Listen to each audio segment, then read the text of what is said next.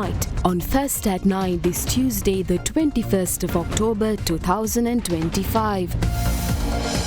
Health debates. New medicine pricing formula passed in Parliament. House heats up over changes to Suasaria brand. Weather watch. Over 8,000 affected as relentless rains continue. Met Department anticipates heavy downpours to continue until the end of the month. Economic updates. NCPI-based inflation edges up to 2.1% in September. Foreign investment momentum strengthens with a 138% surge. Under the radar. Probe launched to apprehend the mastermind behind the illegal operation to transport criminals to India by sea. Kalin baby soap rupial 90කට. Kalin baby podi හැමෝටමයි. Homelands Expo 2025 Property Investment Forum and Exhibition. Join us on 11th October, Hilton, Colombo, from 10 a.m. to 6 p.m. Call 0710 111 444. From Derana, this is Derana First at 9. Live from Studio 24 in Colombo. Good evening and welcome to the new and revamped First at 9 on Derana News Channel. I'm Tatya Aranayake joining you live with the latest in Sri Lanka and around the world. We begin with your top story. Now, the pricing formula for medicines was passed in Parliament today. Minister of Health Dr. Nalinda Jayatissa stated that a maximum price limit will be established for each category of medicines. He also denied the opposition's allegations that the government has changed the name and colour scheme of the Suasaria ambulance service. What is the reason for changing the name of the 1990 Suasaria Foundation to 1990 Sri Lanka Emergency Medical Service? Have the colours of the ambulances also been changed? If so, since when? Why are these changes being made? What is the purpose of this? This appears to be a shameless act. No changes have been made to the number 1990 or the name Suasaria Foundation. No decision has been taken to change the colours of the ambulances either. What's important is the modernisation of this service. With global developments, we aim to enhance it by integrating more advanced technology. This is the new letterhead. It states National Emergency Ambulance Service. There is no mention of Suasaria in any prominent way. It appears only in a very small font. This is not in line with the Suasaria style. Minister, please do not change this. This new letterhead also features different colours. Please do not alter that either. Finally, do not change the core objective of the foundation. Its purpose is to provide pre-hospital care, ambulance services and emergency response. However, the new letter states emergency care and pre-hospital ambulance services. That changes the meaning.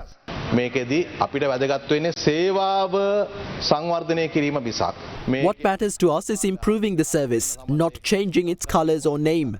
If needed, we can ensure the current design is used consistently across all platforms. However, we do not require permission to maintain or develop this service. It will be developed. Regarding medicines, we plan to implement a two-tier pricing structure. First is the maximum retail price. This is based on a pricing formula that includes CIF value, applicable tariffs, relevant taxes, and profit margin on the value added. This price will apply to each individual product. The other is the maximum ceiling price. This applies to a category of medicines. In calculating this, we look at whether the products in that category cover at least 85% of the market, along with the median price of those products. Therefore, companies can only register if they comply with these price ceilings and meet our required quality standards. As the opposition, we welcome a pricing formula that protects both consumers and suppliers. It is important to have a pricing formula, but equally important is ensuring the quality of the medicines being distributed.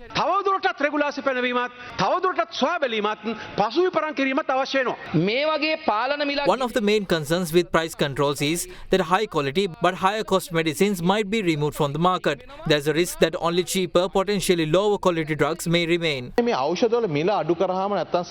Whenever medicine is made available at a lower or fair price, a narrative often emerges that low quality drugs are being distributed.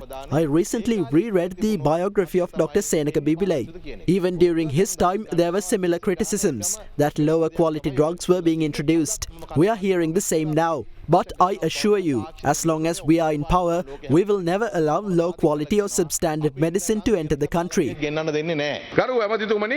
Motor Traffic Department recently stated that doctors and lawyers are prohibited from displaying stickers indicating their profession on vehicle windscreens. I argue that it is beneficial to be able to identify a doctor, especially since they may be on their way to save someone's life.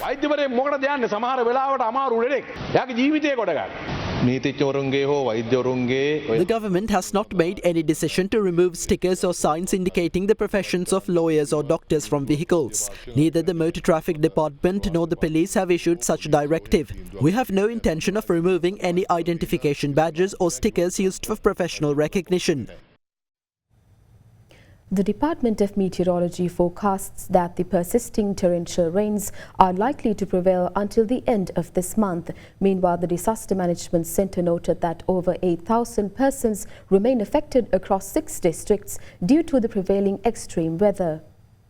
Heavy rain and strong winds lashed several parts of the island last night and into this afternoon. The Galle district continued to be severely affected by the extreme weather, with the highest rainfall of the past 24 hours of 241 millimeters being recorded from the Sirikandura estate in Galle. Similarly, the Monrovia estate and Balapitiya in Galle also experienced heavy rains of 229.2 millimeters and 178.6 millimeters respectively. The Department of Meteorology forecast that incessant rains were prompted by a disturbance in the lower atmosphere east of Sri Lanka. Heavy rainfall exceeding 150 millimeters is expected in the western, Sabaragamuwa, central, northwestern, southern and northern provinces, as well as in parts of the Anuradhapura district within the next 12 hours. The prevailing weather conditions are the result of a disturbance in the lower atmosphere to the east of the island. We expect this system to gradually intensify over the next few days before it begins to move away from the country. However, the current unsettled conditions are likely to continue until around the 28th of this month.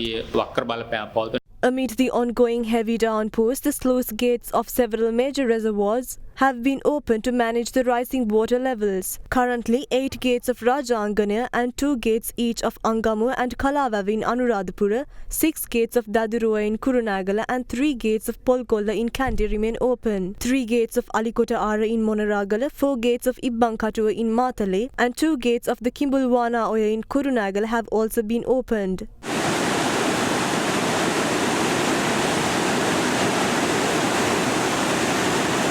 In the meantime, the Irrigation Department warns that with the continued rainfall over the Mahawe catchment area, severe flooding is possible in low-lying areas of Alawa, Diulapitiya, Mirigama, Pannala, Vennappuwa, Nigambo, Katana and Dankotuwa. The department further cautions that the rising water levels of the Daduruwa reservoir could inundate areas including Wariyapola, Nikavaratiya, Mahava, Kobegane, Bingiriya, Pallama and Chilau. The incessant rains continue to disrupt the public lives today with minor floods reported from multiple districts.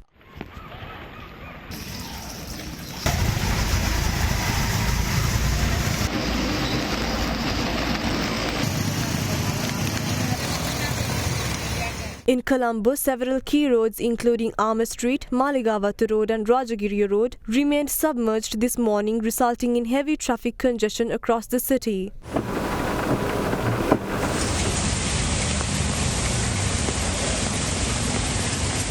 As heavy downpours continued unabated, traffic in some areas remained hindered owing to landslides and fallen trees caused by the inclement weather. Meanwhile, train services on the upcountry line remain partially suspended following a landslide at Ihalakote, which struck a carriage of a Colombo-bound train from Kandy. According to the Railway Department, services are unlikely to resume before 12 noon tomorrow. The night mail train has been cancelled, with Colombo-bound trains terminating at Rambukkana and Badula-bound services restricted to Peradeniya. Meanwhile, the National Building Research Organisation issued landslide warnings to 11 districts. Accordingly, warning level 1 yellow watch landslide warnings were issued to the Badulla, Colombo, Kurunegala, Matale, Matara, Nuwara and Ratnapura districts, while warning level 2 amber warnings were issued to the Galle, Kalutara, Kandy, Kegol and Ratnapura districts. Against this backdrop, a 17-year-old student who fell into a drain in Madula, Avisavilla, tragically passed away today. She had been receiving treatment at the Avisavilla Base Hospital. The Disaster Management Centre reports that a total of 8,346 persons of 2,052 families in 6 districts remain affected due to the adverse weather. According to the latest reports, 335 residences have been partially damaged following landslides caused by torrential rains. Several districts have been affected with heavy rain and flash flood situations and strong wind blown over some areas as well. And for the moment, the totally 8,346 people been affected. In more than 2,000 families been recorded and 3 deaths been recorded so far. One evacuation center was there at the Kurunegala area, but it was taken off, and actually now there is no any evacuation centers, but the relief services are still being continued. Sri Lanka has recorded some 40,600 dengue cases within the year, a staggering figure reported in the aftermath of torrential rains persisting around the island. 11 districts have been recognized as high-risk areas, with the Western Province recording the highest number of dengue cases so far.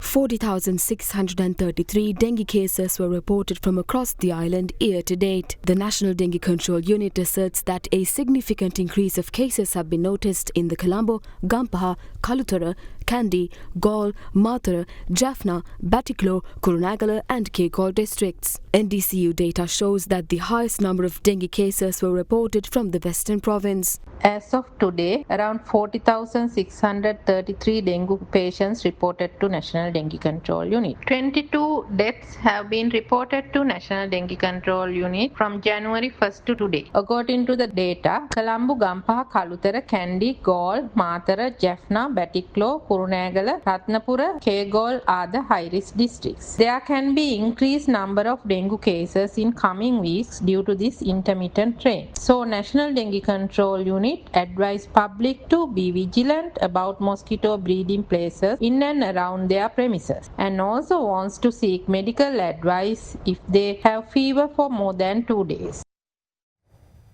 The Colombo Crime Division has launched an investigation into an individual suspected of transporting Ishara Sewandi, the main suspect tied to the murder of Ganimula Sanjeeva, to India by sea by illegal means. The suspect in question is believed to be the mastermind behind the illegal transport of multiple criminals to India by sea.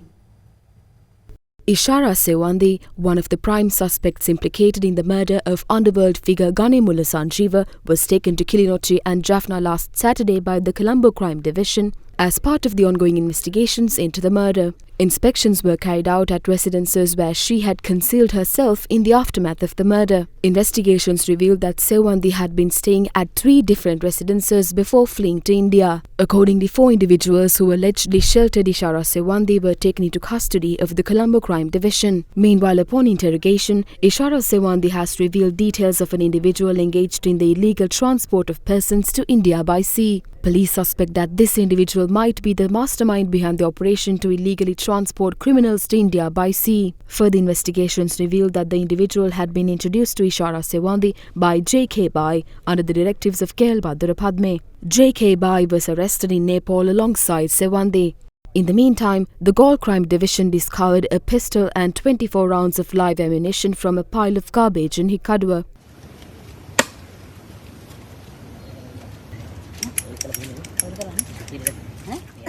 Police noted that 3 suspects were arrested in connection with the discovery. One of the arrestees has been identified as the son of Ranjit Nishanta, an inmate who was imprisoned in connection with a shooting which took place on the 1st of September in Mitiagoda.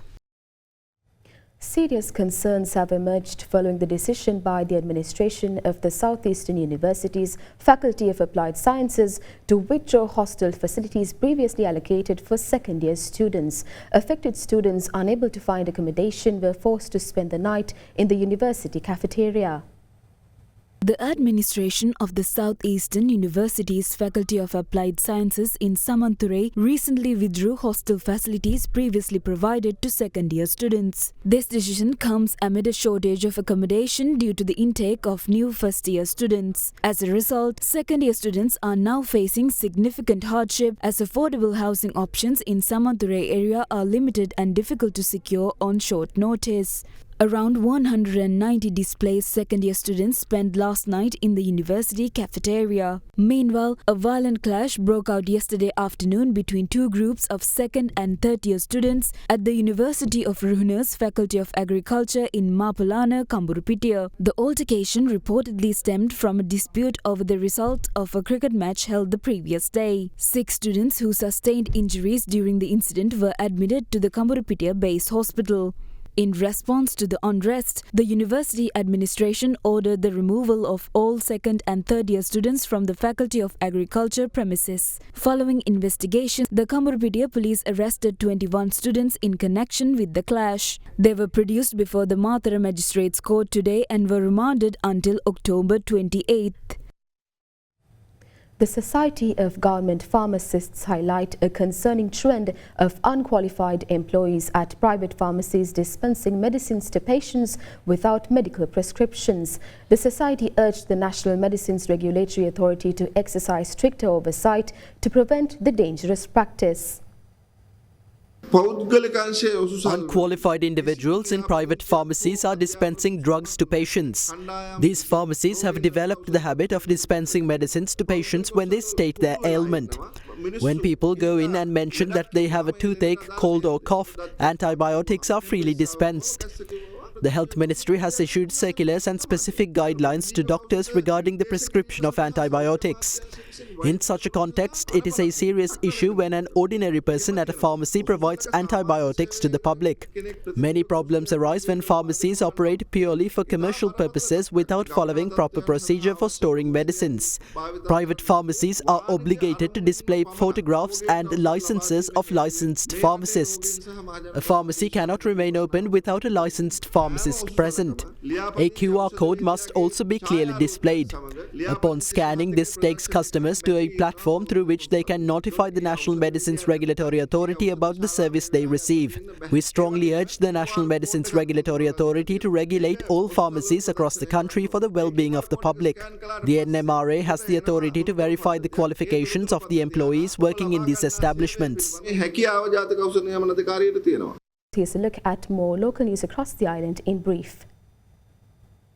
The Court of Appeal extended the interim injunction preventing the arrest of ex-Army intelligence officer Colonel K.S. Madhumage until November 11th. The order was issued during the reconsideration of a writ petition filed by Colonel Madhumage today. The Criminal Investigation Department is seeking the arrest of the ex-Army intelligence officer in connection with the investigations into the Easter Sunday attacks, reportedly without consulting the Attorney General.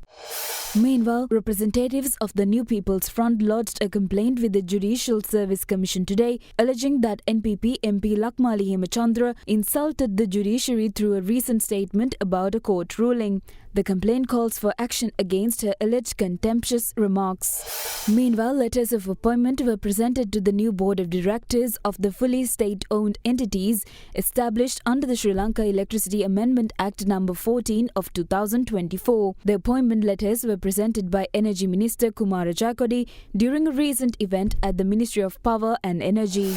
In other local news, Negombo General Hospital successfully performed Sri Lanka's first nasal endoscopic ear surgery, avoiding eardrum incisions or tubes. Led by ENT specialist Dr. Rizni Sakov, the team treated 2 adults and a child using this minimally invasive method.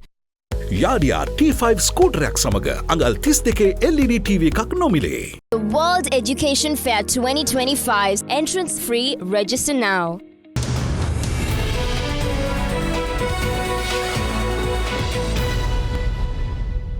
Welcome back. Now taking you to business news, Sri Lanka's overall rate of inflation as measured by the National Consumer Price Index increased to 2.1% in September 2025 from 1.5% in August. According to data from the Statistics Office, year-on-year inflation of the food group was 3.8% in September, down from 2.9% in August.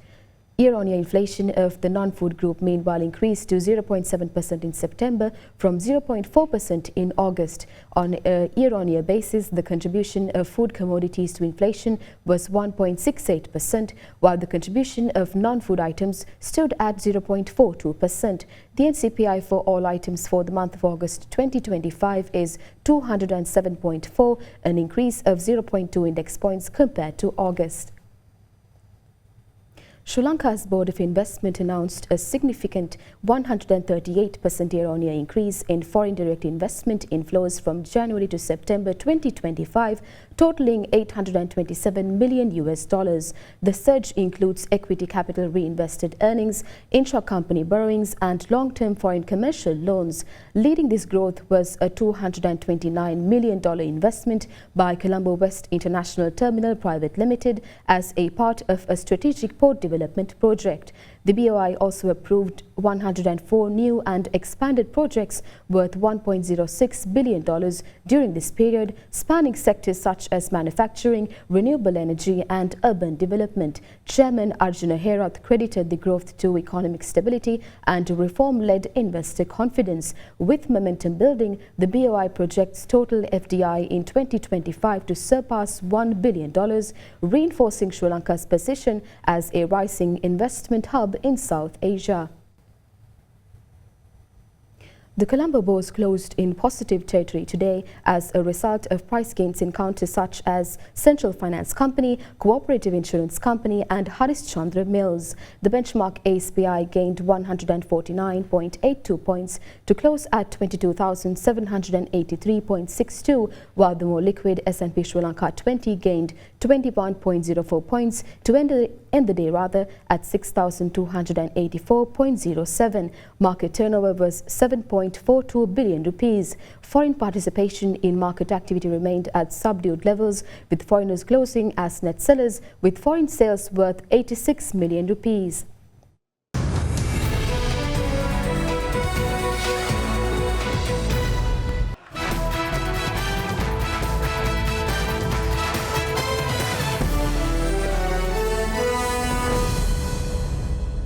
Sri Lanka women registered their first victory in the Women's ODI World Cup, defeating Bangladesh thanks to skipper Chamariathapathu's first over heroics. Winning the toss and batting first, the Sri Lankan innings ended in the 48th over with just 202 runs on the board. Hasini Pereira scored 85, while captain Athapathu added 46. Chasing just 203, Bangladesh controlled the game until the last over. Sri Lankan skipper Chamariathapathu took on the responsibility of the final over herself, with Bangladesh needing just 7 runs with 5 wickets in hand. Chamari claimed Bangladesh's 5th wicket in the first ball of the over, and on the second ball Bangladesh lost another wicket to a run out. Athapathu claimed 2 wickets on the next 2 balls and gave up just 1 run in the last 2 balls, leading Sri Lanka to an unprecedented victory. With the win, Sri Lanka's hopes of reaching the knockout stages remain alive. That's all for tonight from First at 9. For the latest developments around the clock, stay in touch with Ada Derana, the Sri Lankan news brand of international excellence. Thank you for joining. Have a great night.